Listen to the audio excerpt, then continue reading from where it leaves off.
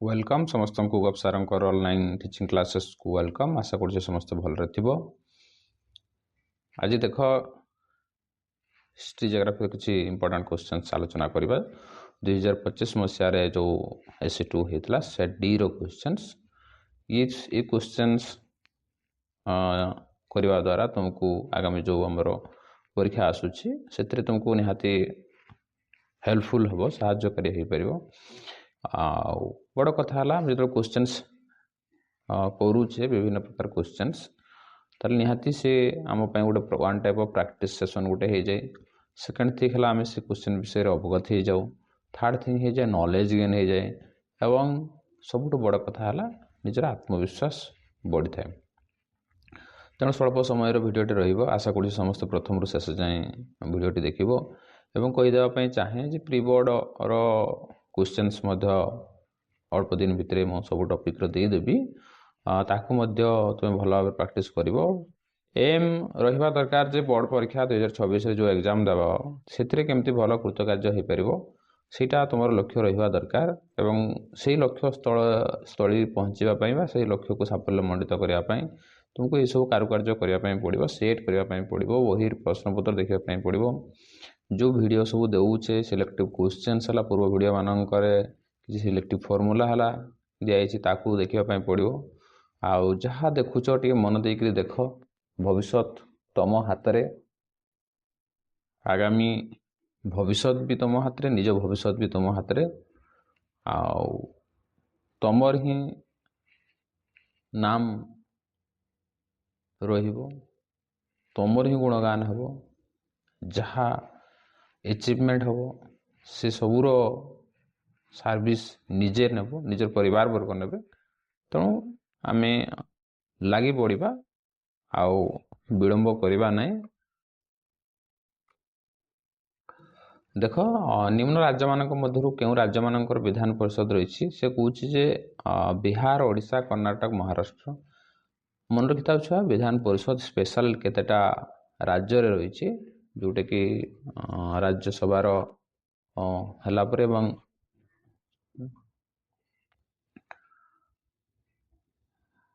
संविधान केते धारा अनुसार निर्दिष्ट केतेटा स्टेट ही विधान परिषद रही। द्वितीय अच्छी देख बिहार कर्नाटक महाराष्ट्र उत्तर प्रदेश आंध्र प्रदेश। तृतीय है पश्चिमबंग बिहार मध्य प्रदेश महाराष्ट्र महाराष्ट्र कर्नाटक ओडिशा बिहार। तो यार सठिक उत्तर हो छुआ बिहार कर्नाटक महाराष्ट्र उत्तर प्रदेश एवं आंध्र प्रदेश। भारत निम्नोक्त केउ पद पर परोक्ष निर्वाचन करा जाए। देख निर्वाचन साधारणतः परोक्ष एवं प्रत्यक्ष होता है। परोक्ष एवं प्रत्यक्ष होता है। तुम्हें माने जानी थी आमे सीधा सड़क कौन करू ना भोट दे था है एवं से भोटर जो चिन्हर दलीय मुख्य सी जीति था से राजगादी में बसी था। जमी बर्तमान कहवा ओडिशा रे बीजेपी बा पद्म चिन्ह संख्या गरिष्ठता हासिल करने द्वारा से दलर मुखपात्र एवं मोहन माझी अच्छा। तेणु से प्रकार निर्वाचन को आम प्रत्यक्ष निर्वाचन बोली कही था। तेणु से प्रकार निर्वाचन कौन हुए देख मेयर है सहर मानक जो NAC थाए से जे चेयरपर्सन होती मेयर बोली कह जाए।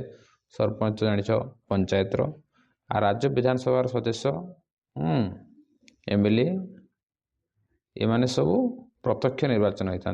परोक्ष है किए ना राज्य विधान परिषद सदस्य कौन ना परोक्ष निर्वाचन होता। ओडिशा गुड समरिटन नीति अनुजाई सड़क दुर्घटना आहत व्यक्ति मानक निकटस्थ डाक्तखाना पहुँचाइले केते टंकार प्रशासन राशि प्रदान कर व्यवस्था रही। एबे तो जे इनफॉरमेशन दब तापाई मध्य प्रशासन राशि रही। जे पेशेंट को लेकिन जीव तापाई मध्य किसी प्रोत्साहन राशि रही। तेणु मन रखी था सी केते टंका आम पाइबा से 2000 टंका आम पाइबा है। देख द्वितीय विश्वयुद्ध पर शीतल युद्ध समय भारतर केउ निर्दिष्ट देश को समर्थन करथिला। द्वितीय विश्वयुद्ध शीतल युद्ध है से दुई पक्ष थिले। तेणु भारत गोटे पक्ष को समर्थन करथिला ସେ ଦେଶମାନଙ୍କ ମଧ୍ୟରେ ଯୁକ୍ତରାଷ୍ଟ୍ର ଆମେରିକା, ବ୍ରିଟେନ, ସୋଭିଏତ ରୁଷିଆ ଏବଂ ସେ କହୁଛି କୌଣସି ଦେଶ ସହିତ ନୁହେଁ। ତାହେଲେ ଏମାନଙ୍କ ଭିତରୁ ଯେଉଁ ଦିଆଯାଇଛି ଏ ଦେଶମାନଙ୍କ ସହିତ କୌଣସି ଦେଶ ସହିତ ସେ ସମର୍ଥନ କରିନଥିଲା। ମନେ ରଖିବ। ଶ୍ରୀଲଙ୍କାର ଜନସମୁଦାୟର କେତେ ଶତାଂଶ ଲୋକ ବୌଦ୍ଧ ଧର୍ମରେ ବିଶ୍ୱାସ କରନ୍ତି? ମନେ ରଖିଥିବ। ଶ୍ରୀଲଙ୍କାର ଦୁଇ ପ୍ରକାର ଧର୍ମ ପ୍ରଚାରିତ ହୋଇଥାଏ, ଗୋଟେ ବୌଦ୍ଧ ଧର୍ମ ଆଉ ଜୈନ ଧର୍ମ, ନାଇଁକି? ତେଣୁ ଅଧିକାଂଶ ଲୋକ ବୌଦ୍ଧ ଧର୍ମରେ ବିଶ୍ୱାସ କରନ୍ତି। ସେମାନେ କିଏ? 64% ଲୋକ ବୌଦ୍ଧ ଧର୍ମକୁ ବିଶ୍ୱାସ କରିଥାନ୍ତି। ଆୟତନ ଦୃଷ୍ଟିରୁ କେଉଁ ଗଡ଼ଜାତ କ ଶ୍ରେଣୀଭୁକ୍ତ ନୁହେଁ? ମନେ ରଖିବ। ଏ ପ୍ରଶ୍ନ ଦେଖିଲା ମାନେ ଜାଣି ନେଇଥାଉ ଯେ ସେଇ ଟାଇପ୍ର ପ୍ରଶ୍ନ ପରୀକ୍ଷାରେ ଆସେ ବୋଲି। ତେଣୁ କ ଶ୍ରେଣୀଭୁକ୍ତ ଦେଶ ନୁହେଁ କିଏ? ଗାଙ୍ଗପୁର, ବାମଣ୍ଡା, ସଡ଼େଇକଳା, ଦୋସପୁଲା। ତାହେଲେ କିଏ ନୁହେଁ? ଦୋସପୁଲା। କେଉଁ ମସିହାରୁ ଗୋଆରେ ପର୍ତ୍ତୁଗୀଜ ମାନଙ୍କର ଶାସନ ଆରମ୍ଭ ହେଲା? କେଉଁ ମସିହାରେ ଗୋଆରେ ପର୍ତ୍ତୁଗୀଜ ମାନଙ୍କର ଶାସନ ଆରମ୍ଭ ହେଲା? ପର୍ତ୍ତୁଗୀଜ ମାନେ ଆସିଲେ ବ୍ୟବସାୟ କରିବା ପାଇଁ ଏବଂ ଧୀରେ ଧୀରେ ସେମାନେ ତାଙ୍କ ରାଜ୍ୟ ଶାସନ ଆରମ୍ଭ କରିଦେଲେ। ସେଟା ହେଲା 1510 ମସିହା। 1510 ମସିହା ମନେ ରଖିବ। ତୃତୀୟ ପଞ୍ଚବାର୍ଷିକ ଯୋଜନାର ଅବଧି କେତେ ବର୍ଷ ଥିଲା? ପଞ୍ଚବାର୍ଷିକ ମାନେ 5 ବର୍ଷ ରହିବା କଥା ହେଲା, କିନ୍ତୁ ସେଇ 5 ବର୍ଷ ଅବଧି ଭିତରେ ତୃତୀୟ ପଞ୍ଚବାର୍ଷିକ ଯୋଜନା ଥିଲା 1961ରୁ 66। ଭାରତର ପ୍ରଥମ ଭାରତୀୟ ବୈଷୟିକ ଶିକ୍ଷା ଅନୁଷ୍ଠାନ। ବୈଷୟିକ ଶିକ୍ଷା ଅନୁଷ୍ଠାନ ର ଅର୍ଥ ହେଲା ଏଇଆ, ଆମର ଯେଉଁ ଇଞ୍ଜିନିୟରିଂ ବୋଲି କହୁଛେ, ସେଇ ପ୍ରକାର ଶିକ୍ଷାନୁଷ୍ଠାନ କେବେ ଆରମ୍ଭ ହୋଇଥିଲା ଏବଂ କେଉଁଠି ଆରମ୍ଭ ହେଇଥିଲା? ମନେ ରଖିବା। IIT ଯେମିତି ଖଡ଼ଗପୁର ବୋଲି କହୁଛେ, ସର୍ବପ୍ରଥମେ ଆରମ୍ଭ ହୋଇଥିଲା IIT ଖଡ଼ଗପୁର। ଶିଶୁମାନଙ୍କର ସୁରକ୍ଷା ଓ ବିକାଶ ପାଇଁ ସରକାର କି ପଦକ୍ଷେପ ନେଇଛନ୍ତି? ଶିଶୁମାନଙ୍କର ସୁରକ୍ଷା ଓ ବିକାଶ ପାଇଁ ଶିଶୁ ଶ୍ରମିକ ପ୍ରଥାକୁ ଉଚ୍ଛେଦ କରାଯାଇଛି, ଗ୍ରାମାଞ୍ଚଳ ଅଙ୍ଗନୱାଡ଼ି କେନ୍ଦ୍ର ପ୍ରତିଷ୍ଠା କରାଯାଇଛି, ମଧ୍ୟାହ୍ନ ଯୋଜନା କରାଯାଇଛି, ଜନନୀ ସୁରକ୍ଷା ଯୋଜନା କରାଯାଇଛି। ଏଠି ଲେଖା ହେଇଛି କି ପଦକ୍ଷେପ ନେଇଛନ୍ତି? କି ପଦକ୍ଷେପ ନେଇଛନ୍ତି? ଶିଶୁ ସୁରକ୍ଷା ଆଉ ବିକାଶ। ମନେ ରଖିବ। ଶିଶୁ ସୁରକ୍ଷା ଆଉ ବିକାଶ ହେଲା ଶିଶୁ ଶ୍ରମିକ ପ୍ରଥାକୁ ଉଚ୍ଛେଦ କରାଯାଇଛି। ଗାନ୍ଧିଜୀ ବାରିଷ୍ଟରୀ ପଢ଼ିବା ପାଇଁ କେବେ ଇଂଲଣ୍ଡ ଯାତ୍ରା କରିଥିଲେ? ଗାନ୍ଧିଜୀ ବାରିଷ୍ଟରୀ ପଢ଼ିବା ପାଇଁ କେବେ ଇଂଲଣ୍ଡ ଯାତ୍ରା କରିଥିଲେ? ଅକ୍ଟୋବର 1988 ହେଲା। ଏବଂ ଫେରି ଆସିଲା ପରେ ଭାରତର ସ୍ୱାଧୀନତା ଆନ୍ଦୋଳନରେ ଭାଗ ନେଇଥିଲେ।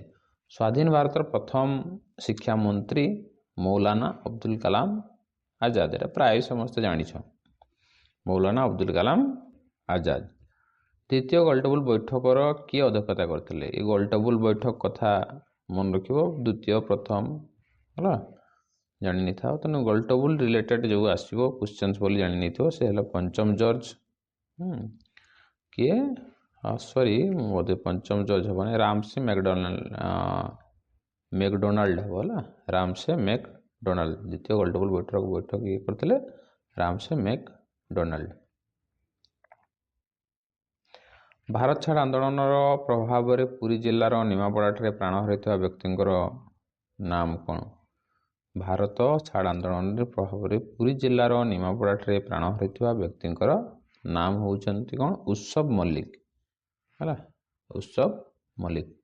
ଏସବୁ ଜାଣିବା ଦ୍ୱାରା ଜାଣି ନେଇଥାଉ ଯେ ଏ ଗୋଟେ କୀର୍ତ୍ତି। ମଣିଷ ଜୀବନ କିଛି ନା କିଛି କରିବା ପାଇଁ ପଡ଼ିବ ଏବଂ ଯେଉଁମାନେ ଦେଶ ପାଇଁ ଜାତି ପାଇଁ କିଛି କରିଯାଇଛନ୍ତି ସଦାବେଳେ ତାଙ୍କୁ ନାମ ଆମେ ଜପୁଛେ ଏବଂ ସେଇଟା ହିଁ ତାଙ୍କ ପାଇଁ, ତାଙ୍କ ପରିବାର ବର୍ଗ ପାଇଁ ବଡ଼ ଗୋଟେ ଆଶୀର୍ବାଦ। ନେତାଜୀ ସୁଭାଷ ଚନ୍ଦ୍ର ବୋଷ କେଉଁ କଲେଜରୁ ଦର୍ଶନ ଶାସ୍ତ୍ର ସମ୍ମାନର ପ୍ରଥମ ଶ୍ରେଣୀରେ ସ୍ନାତକ ଡିଗ୍ରୀ ପାସ୍ କରିଥିଲେ? ଦେଖ, ବଡ଼ ପାଠ ପଢ଼ିଥିଲେ ସେ ସମୟର କଥା। 1700-1800 ଦଶକରେ ସ୍ନାତକ ମାନେ +3 ପାସ୍ କରିବାଟା ଗୋଟେ ବଡ଼ ଆଚିଭମେଣ୍ଟ। ଆଉ ଜାଣିଛ ତୁମେମାନେ ନେତାଜୀ ସୁଭାଷ ଚନ୍ଦ୍ର ବୋଷ ଆମର କଟକରେ ତାଙ୍କର ଜନ୍ମ। ତେଣୁ ସ୍କଟିଶ ଚର୍ଚ୍ଚ କଲେଜ ମନେ ରଖିବ। ଏଇଠି ସେ ସ୍ନାତକ ପାସ୍ କରିଥିଲେ। ଗୌରୀଶଙ୍କରଙ୍କର ରାୟ ସମ୍ପାଦନରେ କେଉଁ ସମ୍ବାଦପତ୍ର ପ୍ରକାଶିତ ହୋଇ ଉତ୍କଳୀୟ ଭାବକୁ ଜାଗ୍ରତ କରିଥିଲା? ଗୌରୀଶଙ୍କର ରାୟଙ୍କର ସମ୍ପାଦନାରେ କେଉଁ ସମ୍ବାଦପତ୍ର ପ୍ରକାଶିତ ହୋଇ ଉତ୍କଳୀୟ ଭାବକୁ ଜାଗ୍ରତ କରିଥିଲା? ଉତ୍କଳ ଦୀପିକା। କ'ଣ ଛୁଆ ନା ଉତ୍କଳ ଦୀପିକା। ଉତ୍କଳ ସମ୍ମିଳନୀର ପ୍ରଥମ ଅଧିବେଶନ କେବେ କେଉଁଠାରେ ଅନୁଷ୍ଠିତ ହୋଇଥିଲା? ଉତ୍କଳ ସମ୍ମିଳନୀର ପ୍ରଥମ ଅଧିବେଶନ କେବେ କେଉଁଠାରେ ଅନୁଷ୍ଠିତ ହୋଇଥିଲା? ଉତ୍କଳ ସମ୍ମିଳନୀର ପ୍ରଥମ ଅଧିବେଶନ 1903 ମସିହା ଡିସେମ୍ବର 30 ତାରିଖ କଟକଠାରେ ଅନୁଷ୍ଠିତ ହୋଇଥିଲା।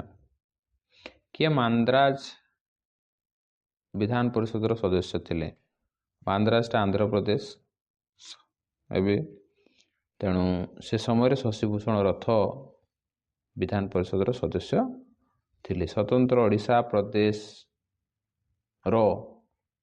ପ୍ରଥମ ବିଧାନସଭାର ଆସନ ସଂଖ୍ୟା ଥିଲା 60। ସ୍ୱତନ୍ତ୍ର ଓଡ଼ିଶାର ପ୍ରଦେଶର ପ୍ରଥମ ବିଧାନସଭାର ଆସନ ସଂଖ୍ୟା ଥିଲା କେତେ? 60। ମନେ ରଖିବ। ସଂସ୍କୃତି ଶିକ୍ଷା ତଦାରଖ ବିକାଶ ପାଇଁ ସରକାର କେବେ କେଉଁଠାରେ ଉତ୍କଳ ସଂସ୍କୃତି ବିଶ୍ୱବିଦ୍ୟାଳୟ ପ୍ରତିଷ୍ଠା କରିଥିଲେ? ଇଏ ବି ବହୁତ କମନ୍ କ୍ୱେଶ୍ଚନ୍ସ, ମନେ ରଖିଦେବ। 2000 ମସିହା ଭୁବନେଶ୍ୱରଠାରେ, 2000 ମସିହା ଭୁବନେଶ୍ୱରଠାରେ। ଓଡ଼ିଶାର କେନ୍ଦ୍ରୀୟ ମଧୁର ଜଳ ମତ୍ସ୍ୟ ଚାଷ କେନ୍ଦ୍ର କେଉଁଠାରେ ଅବସ୍ଥିତ? ମଧୁର ଜଳ ମତ୍ସ୍ୟ ଚାଷ କେନ୍ଦ୍ର ଜାଣିନିଅ ଛୁଆ, କୌଶଲଗଙ୍ଗା ହେଲା, କଟକ ନୁହଁ କି ଗୋପାଳପୁର ନୁହଁ କି ଚିଲିକା ନୁହଁ, କୌଶଲଗଙ୍ଗା ଠାରେ ଅବସ୍ଥିତ। ବିଂଶ ଶତାବ୍ଦୀର ଓଡ଼ିଶାରେ ଗଞ୍ଜାମ ଋଷିକଲ୍ୟା ନଦୀ କୂଳରେ କେଉଁ ଶିଳ୍ପ ପ୍ରତିଷ୍ଠା ହୋଇଥିଲା? ବିଂଶ ମାନେ 2000 ପାଖାପାଖି ନା କି? ଗଞ୍ଜାମର ଋଷିକଲ୍ୟା ନଦୀ କୂଳରେ ରାସାୟନିକ କାରଖାନା ପ୍ରତିଷ୍ଠା ହୋଇଥିଲା। ନିମ୍ନୋକ୍ତ କେଉଁ ଜାତୀୟ ରାଜପଥ 18 ରାଜପଥ କାହାକୁ କରୁଛି? ଝାଡ଼ପଖରିଆ, ବାରିପଦା, ବାଲେଶ୍ୱର ହେଲା। ଏଇଟା ହେଉଛି ମୟୂରଭଞ୍ଜ ବାଲେଶ୍ୱର ନାଇକି 80 କିଲୋମିଟର ଜାତୀୟ ରାଜପଥ 18 ବୋଲି କହୁଛେ। ନିମ୍ନୋକ୍ତ ମଧ୍ୟରୁ କେଉଁଟି କେନ୍ଦ୍ରଶାସିତ ଅଞ୍ଚଳର ସ୍ୱତନ୍ତ୍ର ରାଜ୍ୟର ମାନ୍ୟତା ମିଳିଛି? ଏବେ ଟିକେ ଚେଞ୍ଜ ହେଇଯାଇଛି। ଦିଲ୍ଲୀ ଗୋଟେ ରାଜ୍ୟ ଜାଣିଥା, ଆଉ ପଣ୍ଡିଚେରୀ ଗୋଟେ ରାଜ୍ୟ ହେଲା। ଦିଲ୍ଲୀ ଆଉ ପଣ୍ଡିଚେରୀ, ତେଣୁ ଅପସନ୍ ଡି ହେବ ସଠିକ ଉତ୍ତର। ପରବର୍ତ୍ତୀ ଦେଖ, ଜିଓଗ୍ରାଫିକୁ ଆମେ ଯିବା। ଜିଓଗ୍ରାଫି ପ୍ରଶ୍ନ ଆଲୋଚନା କରିବା। ସେ କହୁଛି ପ୍ରତିବର୍ଷ କେଉଁ ଦିନରେ ବିଶ୍ୱ ଖାଉଟି ଦିବସ ରୂପେ ପାଳନ କରାଯାଏ? ବିଶ୍ୱ ଖାଉଟି ଦିବସ। ଖାଉଟି ଦିବସ ମାର୍ଚ୍ଚ 15 ତାରିଖ, ମନେ ରଖିବ। ନିମ୍ନୋକ୍ତ କେଉଁ ଦେଶର ହେକ୍ଟର ପିଛା ଧାନ ଉତ୍ପାଦନ ସର୍ବନିମ୍ନ? ଆଚ୍ଛା, କେଉଁଠି କମ୍ ଧାନ ଉତ୍ପାଦନ ହୁଏ? କ'ଣ ହେଇଥିବ କହିଲେ ଛୁଆ? ଭାରତ, ଜାପାନ, ଚୀନ, ଯୁକ୍ତରାଷ୍ଟ୍ର ଆମେରିକା। ଜାଣି ନେଇଥାଉ। ସବୁଠୁ ବଡ଼ କଥା ହେଲା ଏ ଦେଶମାନଙ୍କରେ ଚାଷ ଜମି ବି ବହୁତ ଏବଂ ଟେକ୍ନୋଲୋଜି ବ୍ୟବହାର କରି ଚାଷବାସ ମଧ୍ୟ ପ୍ରବଳ ମାତ୍ରାରେ କରାଯାଏ। ଯଦି କମ୍ ହେଇଥିବ ନିହାତି ଭାରତ ହିଁ ହେଇଥିବ ହେଲା। ନିମ୍ନୋକ୍ତ କେଉଁ କ୍ଷେତ୍ରରେ ପ୍ରଚ୍ଛନ୍ନ ବେକାରୀ? ପ୍ରଚ୍ଛନ୍ନ ବେକାରୀର ଅର୍ଥ ହେଲା ଯେଉଁଠି ଆବଶ୍ୟକତା ଠାରୁ ଅଧିକ ଶ୍ରମିକ ନିଯୁକ୍ତି ହେଇଥିବେ ଏବଂ ସେଇ ଅଧିକା ଶ୍ରମିକମାନଙ୍କୁ ଆମେ ପ୍ରଚ୍ଛନ୍ନ ବେକାରୀ ବୋଲି କହିଥାଉ। ତେଣୁ ସାଧାରଣତଃ ସେ ଉଦ୍ୟୋଗୀ କ୍ଷେତ୍ର କଳକାରଖାନା ମାନଙ୍କରେ ସେ ବେସିକାଲି କୃଷି କ୍ଷେତ୍ର ମାନଙ୍କରେ ପ୍ରଚ୍ଛନ୍ନ ବେକାରୀ ଦେଖାଯାଏ। ଉଦ୍ୟୋଗ ସୃଷ୍ଟି କରିବା ପ୍ରକ୍ରିୟାକୁ କ'ଣ କୁହାଯାଏ? ଉଦ୍ୟୋଗ ସୃଷ୍ଟି କରିବା ପ୍ରକ୍ରିୟାକୁ ଆମେ କହିବା କ'ଣ? ଉଦ୍ୟୋଗକି ହେଲା। ଓଡ଼ିଶା ସରକାର କେଉଁ ମସିହାରେ ରାଜ୍ୟକୁ ଶିଳ୍ପ ସମୃଦ୍ଧ କରିବା ପାଇଁ ଶୁଭାରମ୍ଭ ଓଡ଼ିଶା ଯୋଜନା କାର୍ଯ୍ୟକାରୀ କରିଛନ୍ତି? ସେ ହେଲା 2016 ମସିହାରେ। ରାଜ୍ୟକୁ ଶିଳ୍ପ ସମୃଦ୍ଧ କରିବା ପାଇଁ ଓଡ଼ିଶା ଯୋଜନା କାର୍ଯ୍ୟକାରୀ କରିଛନ୍ତି। ଶୀଘ୍ର ପଚି ସଢ଼ି ଯାଉଥିବା ଦ୍ରବ୍ୟଗୁଡ଼ିକ ପରିବହନ ପାଇଁ କେଉଁ ମାଧ୍ୟମଟି ଅଧିକ କାର୍ଯ୍ୟକ୍ଷମ? ଶୀଘ୍ର ନେଇକି ଯିବ, ଶୀଘ୍ର କେଉଁଥିରେ ଆଉ ପହଞ୍ଚିବ? ନିହାତି ସେଟା ସଡ଼କ ପଥ ହେଇଥିବ କିମ୍ବା ଆକାଶ ପଥ ହେଇଥିବ। ତାହେଲେ ବେସିକାଲି ଆକାଶ ପଥ ମଧ୍ୟରେ ପରିବହନ ହୁଏ, ଆକାଶ ପଥରେ ମଧ୍ୟ ପରିବହନ ହୁଏ। ତ ଏଠି ଆମେ କହିପାରିବା ଯେହେତୁ ପରିବହନ କଥା ହେଉଛି ଅଧିକ ମାତ୍ରାରେ ସଡ଼କରେ ହିଁ ହେଇଥାଏ, ଜଳ ଆଉ ରେଳପଥରେ କମ୍ ହେଇଥାଏ। ନିମ୍ନକୁ କେତେ ନମ୍ବର ଜାତୀୟ ରାଜପଥଟି ଦୀର୍ଘତମ? ସବୁଠୁ ଲମ୍ବା ଜାତୀୟ ରାଜପଥ ହେଉଛି 44, ମନେ ରଖିବ ହେଲା। ବିଶ୍ୱ ପାଣିପାଗ ସଂସ୍ଥାର ରିପୋର୍ଟ ଅନୁଯାୟୀ ନିମ୍ନୋକ୍ତ କେଉଁ ମସିହାରେ ବିଶ୍ୱର ସବୁଠାରୁ ଅଧିକ ତାପ ପ୍ରବାହ ହୋଇଥିଲା? ଗରମ ଲାଗିଥିଲା, ଗରମ ଲାଗିଥିଲା 1998। ନିମ୍ନୋକ୍ତ କେଉଁ ବାତ୍ୟାଟି ଉତ୍ତର ଓଡ଼ିଶାର 2020 ମସିହା ମେ ମାସରେ ହୋଇଥିଲା? ଅମ୍ଫାନ ଉତ୍ତର ଓଡ଼ିଶା 2020 ମସିହାର ମେ ମାସରେ ହୋଇଥିଲା। କେଉଁ ଅର୍ଥ ନିବେଶ ଯୋଜନାର ଅନ୍ତର୍ଭୁକ୍ତ ନୁହେଁ? ନିବେଶ ଯୋଜନାରେ ଅନ୍ତର୍ଭୁକ୍ତ ନୁହେଁ। ସେ ହେଲା ଜାତୀୟ ସଞ୍ଚୟ ସାର୍ଟିଫିକେଟ୍, ଅନୁବନ୍ଧନ ପତ୍ର, ଅଂଶଧନ ବଜାର, ସେ କ'ଣ ହେବ ନା ସେବି। କେଉଁ ସମ୍ବଳଟି ବିକାଶ ସ୍ତର ଅନୁସାରେ ଗ୍ରହଣ ଯୋଗ୍ୟ ନୁହେଁ? କେଉଁ ସମ୍ବଳଟି ବିକାଶ ସ୍ତର ଅନୁସାରେ ଗ୍ରହଣ ଯୋଗ୍ୟ ନୁହେଁ? ସେ କିଏ ନା ବ୍ୟକ୍ତିଗତ ସ୍ତରଟି ଗ୍ରହଣ ଯୋଗ୍ୟ ନୁହେଁ। ଭାରତର କେଉଁ ରାଜ୍ୟରେ ସର୍ବାଧିକ ଚାରଣ ଭୂମି ଏବଂ ମୁଖ୍ୟତଃ ପଶୁପାଳନ କରାଯାଏ?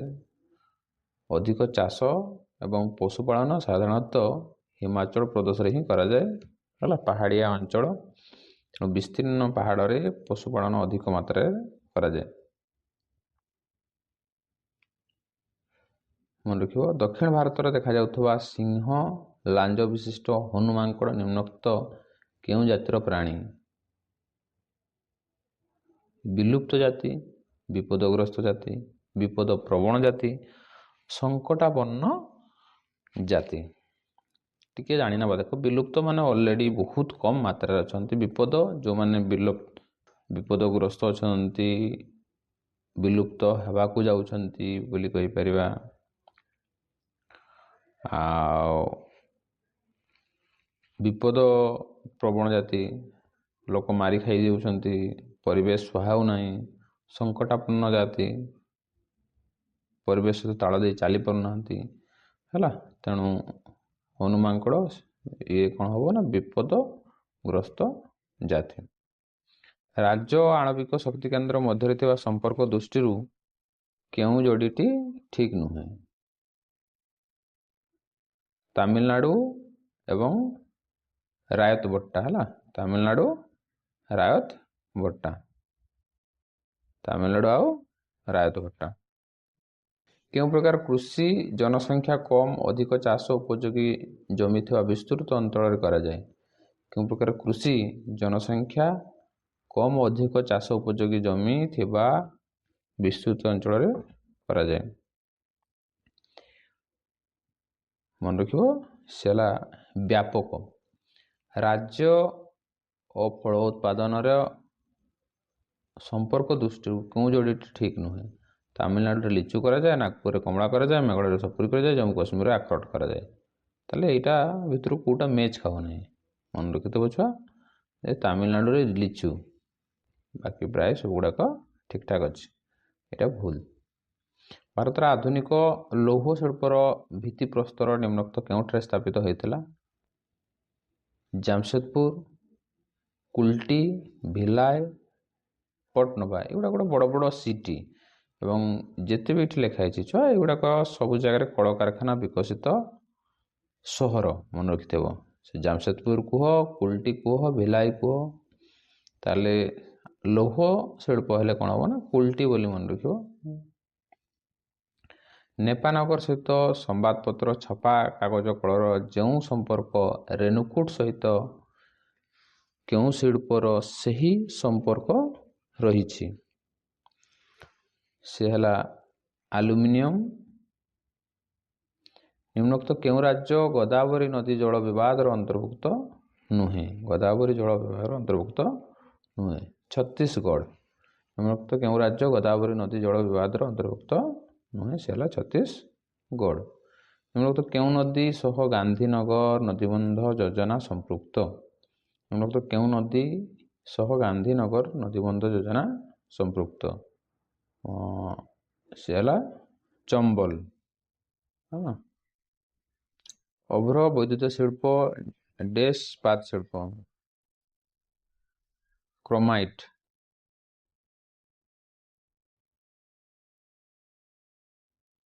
तो क्यों खनिजटी समुद्र सज्जार प्रचुर परिमाण मौजूद अच्छे? समुद्र सज्जार कौन अच्छी? मांगानिज अच्छी, बक्साइट अच्छी, प्लाटिनियम अच्छी, टीण अच्छी, मांगानिज गुटिका। शक्ति उत्पादन दृष्टि ओडिशार केउं स्थानटी अन्य तीनोटी ठारू भिन्न? हीराकुद, बालीमेला, कणिका। एगुड़ा सबू जल विद्युत उत्पादन करा जाए है कौन यार नुह।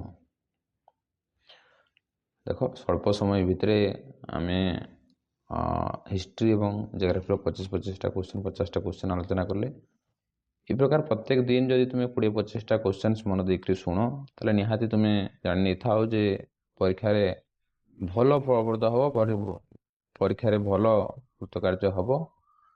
तेणु आहरी भी मु सिलेक्टिव क्वेश्चंस एवं इंपोर्टेंट क्वेश्चंस मु नहीं करी आसीबी। प्री बोर्ड रो क्वेश्चन अल्प दिन 2 दिन भितर पाई जीवो।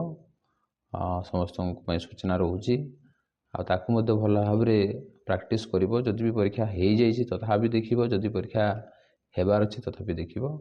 आ जो नुआ कर आछन निहाती लाइक एवं सब्सक्राइब करबा में भूलिबो नहीं। समस्त को धन्यवाद।